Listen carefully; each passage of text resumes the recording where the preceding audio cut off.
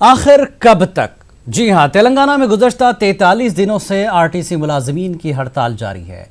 हड़ताली आरटीसी मुलाजमीन ने अपने अहम मुतालबे आरटीसी को हुकूमत में जम करने से आर्जी तौर पर दस्तबरदारी इख्तियार कर ली है। RTC JAC convener Ashwatthama Reddy हड़ताली मुलाजमीन से बातचीत करने का मुतालबा करते हुए गैर मुअय्यन मुद्दत की भूख हड़ताल पर हैं। हुकूमत ने अदालत में वाज़ेह किया कि आरटीसी मुलाजमीन की हड़ताल गैर कानूनी है। अड़े हुए हैं केसीआर अपनी बात पर जो उन्होंने शुरुआत में ही कही थी। जी, आरटीसी को हुकूमत में जम करने का उनका कहना है कि सवाल ही पैदा नहीं होता, सिवाय आंध्र प्रदेश के मुल्क के किसी भी रियासत में आरटीसी को हुकूमत में जम नहीं किया गया है। हड़ताली आरटीसी मुलाजमीन को अपोजिशन की ताईद हासिल है। कुछ रियासतों में कांग्रेस तो कई रियासतों में बीजेपी की सरकार है। क्या वहां पर आरटीसी को हुकूमत में जम किया गया है? अगर नहीं किया गया है तो कांग्रेस और बीजेपी आरटीसी हड़ताल की ताईद क्यों कर रहे हैं? क्या अपोजिशन जमातें आरटीसी हड़ताल को लेकर सियासी फायदा हासिल करना चाहते हैं या 50,000 मुलाजमीन को रोजगार से महरूम करना चाहते हैं? तो इस तरह की बातें अब आम लोगों के बीच चल रही है कि आरटीसी की यह हड़ताल आखिर कब खत्म होगी? सरकार क्या वाकई संजीदा है, कुछ बात करना भी चाहती है कि नहीं? लेकिन एक ही रट सरकार की शुरू से है कि यह हड़ताल गैर कानूनी है, कभी हाँ तो कभी ना बातचीत के लिए चल रही है। और अब एक स्टेप पीछे लिया है आरटीसी हड़ताली मुलाजमीन ने कि आप हमें हुकूमत में जम करने के मामले को कुछ वक्त के लिए रोकें, लेकिन जो दीगर मुतालबात हैं उस पर कम से कम बातचीत होनी चाहिए हड़ताली मुलाजमीन और सरकार के बीच। तो इस पूरे मामले पर बातचीत के लिए हमारे साथ कांग्रेस पार्टी के तर्जुमान शुजात अली और इनके अलावा अब्दुल मुकीत लीडर टीआरएस हमारे साथ जुड़ चुके हैं। और फोन पर हिदायत अली जो कि जिम्मेदार हैं आरटीसी हड़ताली मुलाजमीन के साथ वो जुड़े हुए हैं। हिदायत अली साहब फोन पर जुड़ चुके हैं। हिदायत साहब, जिस तरह से 43 दिन गुजर चुके हैं, हल नहीं निकल पा रहा है, एक स्टेप आप पीछे आए हैं लेकिन सरकार की तरफ से कोई पेशरफ्त नहीं हो रही। अब तो ये करें कि गैर कानूनी हड़ताल है और अब बातचीत भी नहीं करेंगे, ये खबर भी आ रही है। और अब बातचीत भी नहीं करेंगे। हेलो, हिदायत अली। हाँ जिलानी साहब जी, कुछ कम अब तक जो है 5-6 हियरिंग्स जो है कोर्ट में हुए, हाई कोर्ट में जी, अभी तक न हमारा हाई कोर्ट के सीजे साहब ने ये हड़ताल को गैर कानूनी नहीं कहे। यानी कई दफा जो है सवाल करते गए हड़ताल को गैर कानूनी कहा जाए, लेकिन सीजे साहब ने हड़ताल को गैर कानूनी नहीं कह सकते। तकरीबन अब तक 5-6 मरतबा सीजे साहब का बयान है और उनका बोलना भी है। इसके बावजूद भी आज हमारे जो महकमे के एमडी जो है, इंचार्ज एमडी, ये हड़ताल गैर कानूनी है, अपन बात नहीं कर सकते। ये लोगों की बातें पूरे गैर जमहूरी है सब। ये गैर जमहूरी बातें हैं। जमहूरियत में एक अमन और शांति से पूछने का ढंग है। जैसा कि आज तक 4-5 मरतबा हाईकोर्ट ने बात कही है कि भाई गवर्नमेंट जो है एक पेरेंट्स है, एम्प्लॉइज और जनता जो है एक बच्चे जैसा है, हम उसी तरीके से चलो भाई नहीं मान रहे। आखिर में हमारा जो पहला मुद्दा है जो गवर्नमेंट में मर्ज करने का, उसको अपन टेम्पररी तौर पे उसको दूर रख लिए। ठीक, तब भी बातचीत नहीं हो रही है, तब भी सरकार आपको नजरअंदाज कर रही है। आखिर मुस्तकबिल क्या है आरटीसी हड़ताली मुलाजमीन का? अब मुस्तकबिल जो है अब हम हाई कोर्ट के ऊपर छोड़ दिया था, क्योंकि अब हक बजाने अब हाई कोर्ट पे हम अदालत ने भी कहा कि फैसला अदालत कर सकती है। तो क्या अदालत अभी इंतजार कर रही है कि सरकार को स्टेप ले? इस तरह की कोई चीज सामने आई? हाँ, ये भी समझ में आ रहा कि अदालत बार बार जो 3-4 दिन का जो बीच में जो अच्छा दिया जा रहा है, उसे अदालत और भी गवर्नमेंट को वक्त देती हुई समझ में आ रही है। उसके बावजूद भी हुकूमत कुछ भी इसके अंदर मतलब काम करने के लिए तैयार नहीं है, बुलाने के लिए तैयार नहीं है, जेसी से बात करने के लिए तैयार नहीं है। लेकिन ये सब चीज हाईकोर्ट जो है जांच कर रही है, भरोसा है। अब वर्कर जो है आखिरी उम्मीद हाईकोर्ट पे लेके बैठा हुआ है सब को। अदालत क्या कह रही है? अदालत का आखिर रुख है क्या आपके साथ? आपकी उम्मीदें तो लगी हुई हैं अदालत से, लेकिन अदालत भी अभी तक सिर्फ जो है सुन रही है दोनों पार्टीज को, जो फैसला लेने की बात अदालत ने कही थी, क्या कब तक ये फैसला अदालत ले सकती है? कितनी उम्मीद है आपको आगे? हुकूमत से दो ही सवाल, हुकूमत जो हाईकोर्ट से जो कर रही है, ये स्ट्राइक जो है इलीगल स्ट्राइक है, इस पे एस्मा क्यों नहीं लगा सकते? ये दो सवाल हुकूमत हाईकोर्ट से कर रही है। ये दो सवाल पे मुतमईन तरीके से हमारी तरफ कोर्ट बात कर रही है कि हम इस्मा नहीं लगा सकते और ये स्ट्राइक को इलीगल भी हम नहीं बोल सकते। नहीं, इस्मा तो नहीं लगाया, लेकिन अब ये कह रही है सरकार, केसीआर का कहना है कि आप लोग साबिक मुलाजिमीन हैं, एक्स एम्प्लॉय है, तो हम साबिक मुलाजिमीन से क्या बात करें? ये एक भी पहलू है उनका अदालत के सामने। नहीं, साबिक मुलाजिमीन जो कह रहे हैं, लेकिन उसको हाईकोर्ट अभी तक साबिक मुलाजिम के हाईकोर्ट के सामने नहीं माने था। बात को हाईकोर्ट ने पूछा है क्या साबिक मुलाजिम है या नहीं मुलाजिम है, तो ये लोग बोलने में अभी तक कुछ भी उसके सामने हाईकोर्ट के सामने नहीं बोल सके। तो इसका जवाब सरकार की तरफ से साफ तौर पर नहीं दिया गया? नहीं दिया गया। ये सिर्फ मीडिया के सामने है कि आप लोग साबिक मुलाजिम हैं। जी, बस ऐसा नहीं है, जो कुछ भी नहीं गवर्नमेंट के सामने, क्योंकि जो भी लोग जो है खुदकशी जो कर ले रहे हैं ना सर जी, हड़ताल में भी जो लोग खुदकशी कर ले रहे हैं, वहाँ को हुकूमत की तरफ से जो उनका जो मौत फंड का जो है पैसा लेके जा रहे हैं, उनको दे रहे हैं, ये सब कर रहे हैं ना सर। जी, ये सब चल रहा। ठीक है, हमारे साथ शुजात अली साहब भी है कांग्रेस की तरफ से। शुजात साहब, जिस तरह से अपोजिशन की तायद आरटीसी मुलाजमीन को मिल रही है, हड़ताली मुलाजमीन को, एक ही बात सामने आ रही है, 43 दिन गुजर चुके हैं, सरकार कुछ कर नहीं पा रही है, अब उसकी अपनी मजबूरियां हैं, अदालत में भी जो है मामला एक तरह से रुका हुआ है, लेकिन अपोजिशन लगातार साथ है। ये इल्ज़ाम लग रहा है कि अपोजिशन आखिर क्यों साथ दे रही है, जबकि किसी रियासत में इस तरह का मामला नहीं है आरटीसी को लेकर। क्या सिर्फ सियासी माइलेज लेने की कोशिश है?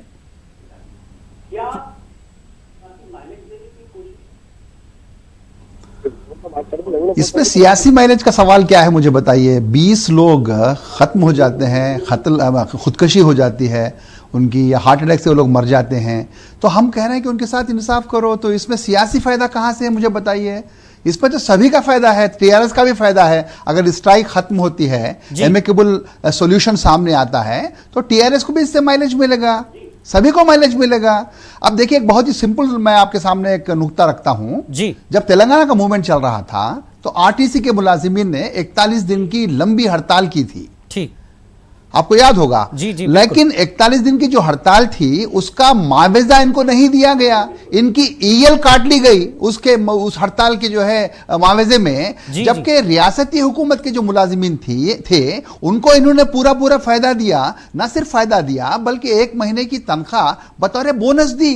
तो ये क्या इम्तियाज है, मुझे समझ में नहीं आया। इसमें अपोजिशन का क्या सवाल है? आपका सुलूक गलत है। आरटीसी के साथ आपका एक सुलूक है, और सरकार यही तो कह रही है, आप एम्प्लॉइज हैं, उनके साथ आपका सरकारी मुलाजिमीन है, उनको तो फायदा मिला हड़ताल का, आरटीसी को नहीं मिला, इसलिए कि ये कारपोरेशन के लोग हैं, आरटीसी सरकार के साथ नहीं है, सरकार में जम नहीं है। झगड़ा वहीं तो हो रहा है। आरटीसी इसलिए तो कह रही है कि हमको भी सरकार का मुलाजिम बनाइए, सरकार में जम कर लीजिए, ताकि वो बेनिफिट्स हमको भी मिल सके। नहीं, मैं देखिए, नहीं, ये 41 दिन की जो मैंने बात की थी, उसमें बाज़ाब्ता माहिदा हुआ था। आरटीसी की मैनेजमेंट ने कहा था कि ये जो 41 दिन की आपने जो हड़ताल की थी तेलंगाना के हुसूल के लिए, उसका आपको कोई जो है ईएल नहीं काटी जाएगी, आपको उसका मुआवजा मिलेगा। वो स्टेट गवर्नमेंट की ईमा पर ही कहा गया था वो फैसला। उस फैसले से आप कतराते हैं, मुकर जाते हैं। क्या इनका डिमांड क्या है? इनका डिमांड ये है कि 9 बजे रात को जो आरटीसी की जो औरतें हैं, मुलाजिमीन, जो औरत मुलाजिमीन है, 9 बजे घर भेज दिया जाए। ये कोई बहुत बड़ा मुतालिबा है, मुझे समझ में नहीं आया। ऐसे कुछ खतरनाक मुतालिबे नहीं है। 2000 बसें खरीदिए, क्या गलत मुतालिबा है, मुझे बताइए।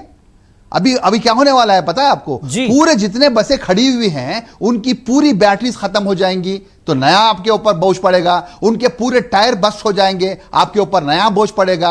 अगर आप वाकई तेलंगाना के अवाम के हमदर्द हैं, तो आपको आगे बढ़ना चाहिए, स्ट्राइक को खत्म करना चाहिए। अब आरटीसी के मुलाजिमीन ने आपसे कह दिया है कि हम जो है गवर्नमेंट के मुमासिल जो ग्रेड मांग रहे थे, जो हमको दर्जा देने की बात वो लोग कर रहे थे, उससे पीछे हट रहे हैं वो लोग। बातचीत तो करिए। अभी देखिए दिल्ली में क्या हुआ, 2 दिन की हड़ताल हुई, तलबा ने यूनिवर्सिटी में हड़ताल की, दिल्ली यूनिवर्सिटी जेएनयू में, और क्या हुआ, मिनटों में जो है फीस कम कर दी गई।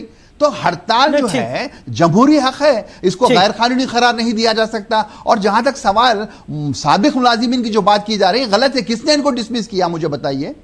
डिसमिस भी अगर कोई करेगा तो इंडिविजुअल केसेस पर डिसमिस होंगे, पूरे के पूरे मुलाजिमीन डिसमिस हो सकते हैं क्या? तो ये सब बिल्कुल गलत किस्म की हिदायत तावीज़ात पेश साहब, की जा जब रही हैं इज्तिमाई तौर और पर इतनी साबित हो बड़ी रहा है तादाद में कि लोगों को केसीआर डिसमिस करने की बात हो रही है, साबित मुलाजिम कहा जा रहा है, तो अदालत इस पर उसका क्या कहना है? क्या सरकार को इस सिलसिले में कोई तजवीज़ या कोई जो है अहकामात दिए गए हैं कि इतनी तादाद में एक साथ सरकार नहीं हटा सकती? हिदायत साहब जी जी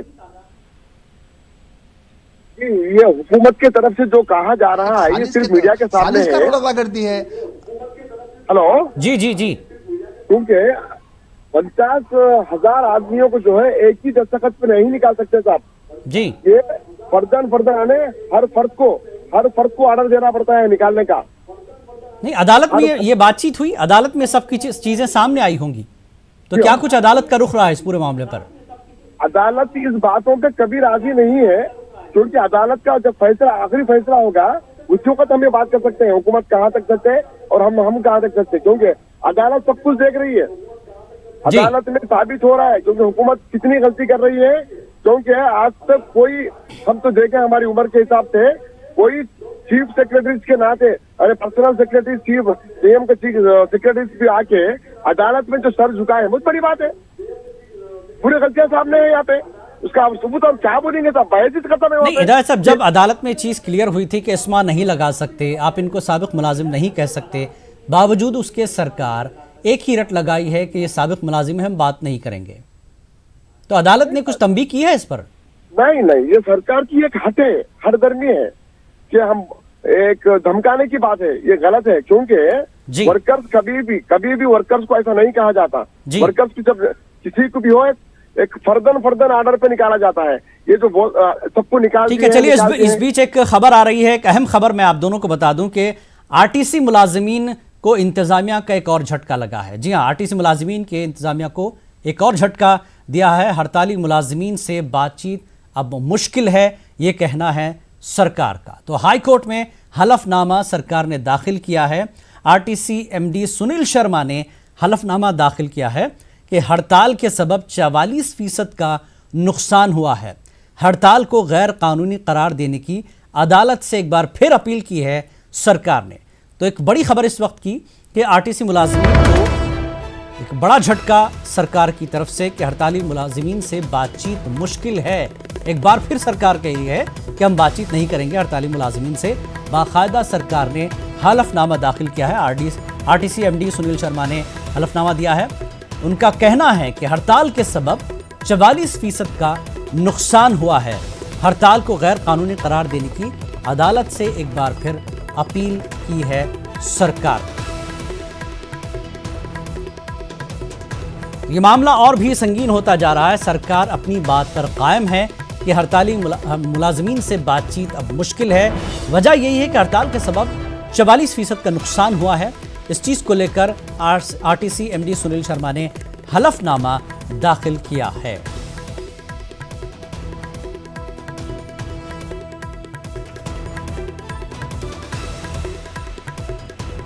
एक और मुश्किल आरटीसी मुलाजिमीन के सामने है कि सरकार ने बाकायदा हलफनामा दाखिल किया है कि अब बातचीत मुश्किल है, लगातार आरटीसी को नुकसान हो रहा है।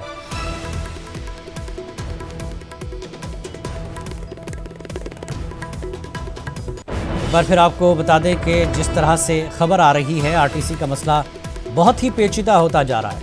आरटीसी मुलाजिमीन को इंतजामिया ने झटका दिया है। हड़ताली मुलाजिमीन से बातचीत मुश्किल। हाई कोर्ट में हलफनामा दाखिल कर दिया गया है। आरटीसी एमडी सुनील शर्मा ने हलफनामा दाखिल किया। हड़ताल के सबब 44% का नुकसान हुआ है और साथ में अदालत से सरकार ने कहा कि हड़ताल को गैर कानूनी करार देने की अदालत से अपील की है सरकार।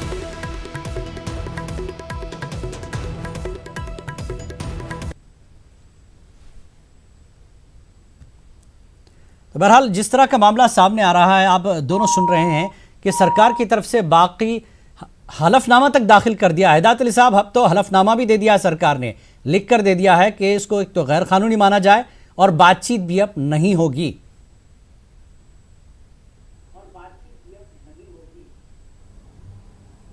जी शुजा साहब, अब आगे रास्ता क्या है शुजात अली साहब? अगर ये स्टैंडर्ड है कि हड़ताल गैर कानूनी है, मैं वही अर्ज कर रहा हूं जी कि इस स्टैंडर्ड के लिहाज से मैं ये कहने पर मजबूर हो जाऊंगा कि तेलंगाना का जो हुसूल है वो गैर कानूनी है, क्योंकि तेलंगाना हासिल हुआ हड़ताल की वजह से, भूख हड़ताल की वजह से, एजिटेशन की वजह से, सड़कों पर आने की वजह से, चीखने से, चिल्लाने से, मुख्तलिफ तरह के जो है एहतजाज करने से तेलंगाना हासिल हुआ। तो क्या तेलंगाना का हुसूल भी गैर कानूनी है? ये क्या लॉजिक है सरकार का, मुझे समझ में नहीं आया। जब आपने लड़के झगड़ के अपना हक छीना, तेलंगाना आपने बनाया, तो वही हक के लिए वो लड़ते हैं कि उनको जो है इंसाफ दिया जाए, उनको बसें नई खरीद कर दी जाए, उनके पास जो जायदादें हैं उसका अपॉइंटमेंट किया जाए। तो ये गैर कानूनी है। तो मैं समझता हूं कि तेलंगाना की तश्कील भी गैर कानूनी है टेक्निकली, क्योंकि हड़ताल की बुनियाद पे तेलंगाना कायम हुआ। तो क्या हम इसको मान लें, तेलंगाना की तश्कील को हम गैर कानूनी मान लें? ये तो बहुत बुरी बात है, ये तो गैर जमहूरी बात है। जब ये इंतहाई सरकार ने, क्या कहते हैं, मजम्मत की बात है, मजम्मत के लायक बात है। सरकार ने भी तो स्टडी की होगी, तभी तो अदालत में उन्होंने हलफनामा दाखिल कर दिया है। क्या लगता है कितनी उम्मीद की जाए आरटीसी मुलाजमीन के मुस्तकबिल को लेकर? क्या स्टडी की आपने? नहीं, आपने क्या स्टडी की? आपने उनसे बातचीत ही नहीं की, आपने लेबर डिपार्टमेंट को इन्वॉल्व नहीं किया, उनसे बातचीत नहीं की, तो कैसे आपने क्या स्टडी की होगी आपने? ये तो हवाई किला है आपका, आप हदधर्मी पर अटे हुए हैं। कानूनी चाराजोई और कानूनी हदधर्मी पर झगड़ों के बीच इन मुलाजिमीन का मुस्तकबिल क्या है? फिर अब आखिर होगा क्या?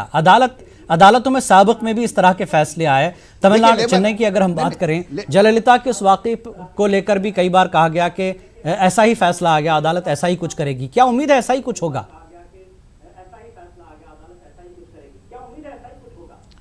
देखिए, ऐसा कुछ नहीं होगा, इंसाफ होगा, क्योंकि ये लड़ाई जो है कोई ऐसी गंभीर लड़ाई नहीं है, बहुत ही सिंपल लड़ाई है। 2000 मुलाजिमीन का अपॉइंटमेंट, 2000 नई बसों का खरीदना, औरतों को जल्दी घर जाने की इजाजत देना, ये ऐसे कौन से मसाइल है, मेरी समझ में नहीं आया। वो 41 दिन की तनख्वाह देना, जिसमें तेलंगाना की तश्कील के वक्त इन्होंने हिस्सा लिया था, 41 दिन तक इन्होंने हड़ताल की थी। क्या ये नाजायज मुतालेबात हैं? ये क्या गलत मुतालेबा है?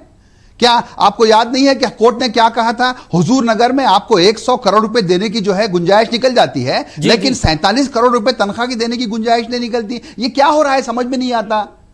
ये क्या कर रहे हैं केसीआर? हिदायत साहब, नाकाबिल फहम सिचुएशन आ गया है। हिदायत अली साहब, जी साहब, आरटीसी मुलाजमीन से अब कोई बातचीत नहीं होगी। 44% का नुकसान हो चुका है। सरकार अब बर्दाश्त नहीं करेगी सीधे तौर पर। यानी जो बात पहले कही थी, अब हलफनामे में सरकार ने अदालत में रख दी है। अब क्या, अब आगे आपका कदम, अगला कदम? देखिए, ये जो है ना, बाप बेटा का रिश्ता है। सुनिए साहब, जी जी, ये बाप बेटा का रिश्ता है। अब एकदम मैं आपके होता नहीं, मैं आपका सीएम होता, मेरा होते बोले तो ये बात कैसे नहीं? अब तो अदालत में दे दिया है हिदायत साहब, उन्होंने अदालत में दे दिया है लिख के कि अब कोई बातचीत नहीं होगी। 44% का नुकसान हो गया है, और साथ में ये भी कह रहे हैं कि ये हड़ताल गैर कानूनी है, इसे अदालत की तरफ से कहा जाए। अपील की उन्होंने अदालत से। हाँ साहब, आज अदालत कुछ ही बात अदालत से मुताबिक नहीं करता, क्योंकि अभी तक 4 जो हिसाब से किए हैं तो कुछ नहीं है।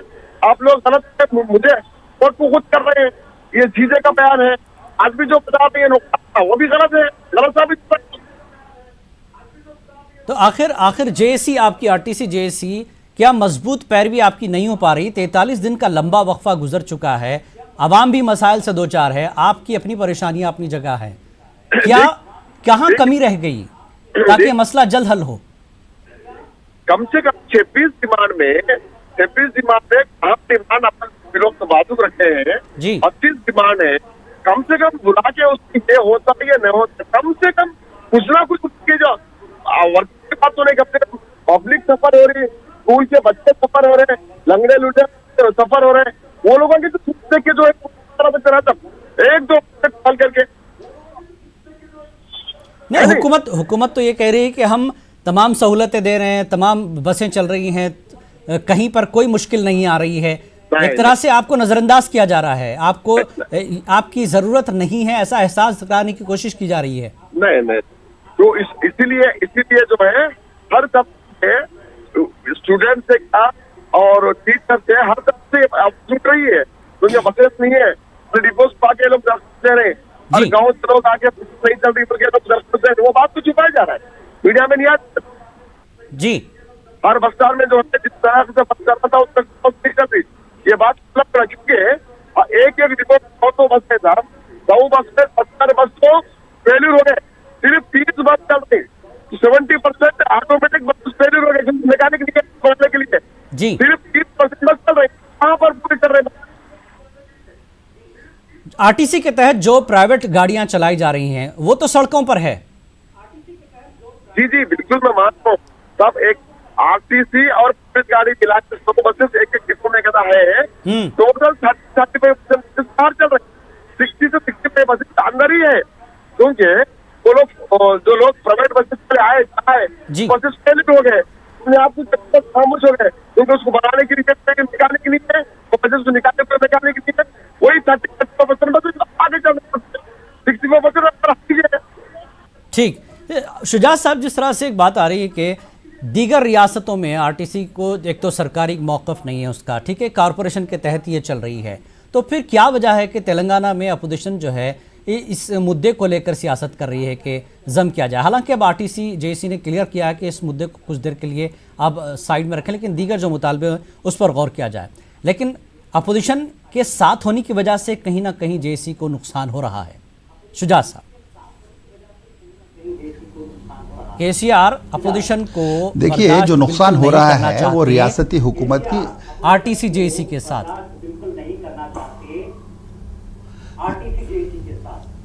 देखिए, इसमें जेएसी या अपोजिशन या जो है कांग्रेस पार्टी या बीजेपी का सवाल नहीं है, बहुत ही सिंपल क्वेश्चन है जी। आपके कॉरपोरेशन के मुलाजिमीन हड़ताल पर गए हैं और कुछ इश्यूज लेकर के, उनकी हड़ताल की वजह से रियासत के अवाम को तकलीफ पहुंच रही है। तकलीफ जब पहुंचती है तो रियासती हुकूमत का यह फर्ज हो जाता है कि उसको कैसे दूर किया जाए। बहुत ही सिंपल लॉजिक है। वो हड़ताली मुलाजिमीन जब अल्टीमेटम देते हैं तभी बातचीत होती है। आपने बातचीत नहीं की, उसके बाद हड़ताल शुरू हो गई, आपने बातचीत नहीं की, फिर हड़ताल आगे बढ़ी, आपने बातचीत नहीं की, हड़ताल 1 महीना हो गई, आपने बातचीत नहीं की, आज हड़ताल 40 दिन क्रॉस कर चुकी है, आपने बातचीत नहीं की। तो आप मुझे यह बताइए कि ये जमहूरियत है या डिक्टेटरशिप है? ये बात समझ में नहीं आ रही है। ठीक है, हमारे साथ अब्दुल किसी को भी ये बात हजम नहीं हो रही है के लीडर भी जुड़ चुके हैं। बड़ी हड़ताल आज तक नहीं हुई। बात हो रही है कि अपोजिशन की वजह से आरटीसी मुलाजिमीन को सरकार मुश्किल में डाल रही है। बार बार कहा जा रहा है कि इन लीडरों की बातों में मत आइए। ये सरकार ने, देखिए, सरकार ने किसी को मुसीबत में नहीं डाला। ये मजलूम आरटीसी के मुलाजिमीन को उनकी यूनियन की कायदीन और जो अपोजिशन है बीजेपी कांग्रेस, ये तमाम लोगों ने अपना निवाला बना करके इनकी सियासी मफादात के लिए 40 से 50 हजार लोगों की जिंदगियों को दांव पे लगा दिया और दांव पे लगाकर कई एक लोगों ने हलाकत हो गई, उनकी खुदकशी करना पड़ा। इसके सरासर ये जिम्मेदारी अपोजिशन के ऊपर जाती है और यूनियन के कायदीन पर जाती है। चलिए, अच्छी बात है, आप मान रहे हैं कि मजलूम है, के बाद इनको ये समझ में आता है कि कम से कम पहला चीज को देखकर आरटीसी हड़ताली मुलाजिमीन को आप कहते हैं कि चलिए हम बैठ के बात करते हैं।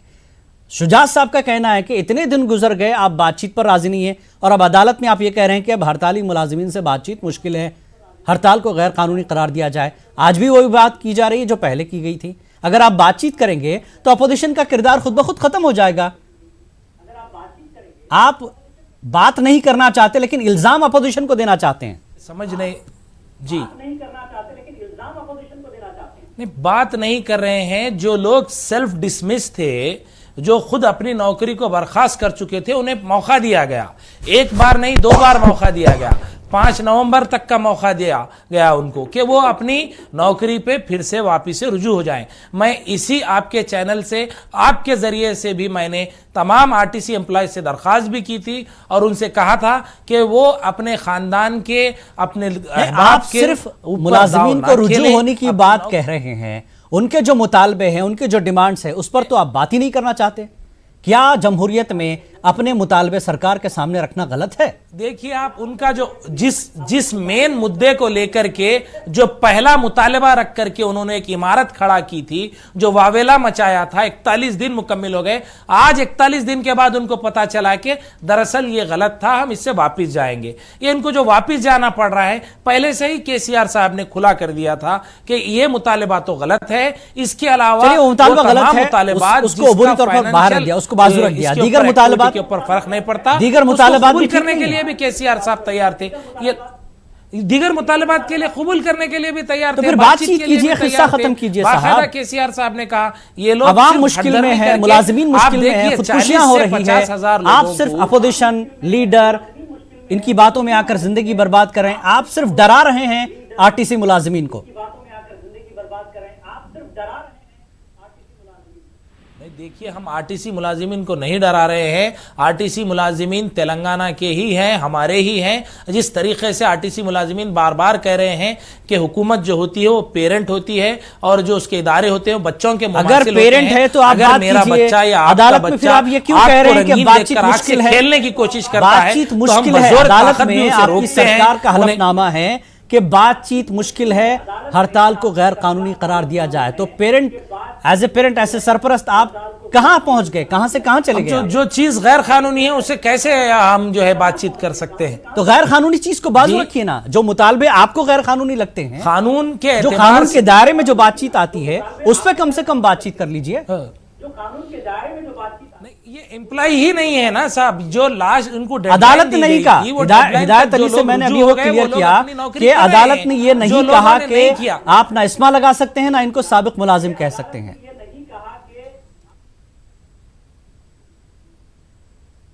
अदालत जो भी फैसला करेगी, मुअज़्ज़ज़ अदालत, उस पर हुकूमत कारबंद रहेगी, उस पर अमल करेगी। लेकिन अदालत भी क़वानीन के मुताबिक फैसला करती है। बिल्कुल, और क़वानीन इंतजार कर रही है। आप यूनियन के खिलाफ है। आरटीसी एम्प्लॉइज को अभी भी चाहिए कि अपनी यूनियन को बर्खास्त कर दें और तमाम जो लोग हैं एम्प्लॉइज जमा होकर के एक बार केसीआर साहब से फिर से अपील करें कि हमें फिर से। बहरहाल अब नजरें सीधे तौर पर अदालत में ही लगी हैं। अदालत में सरकार ने हलफनामा दाखिल कर दिया है।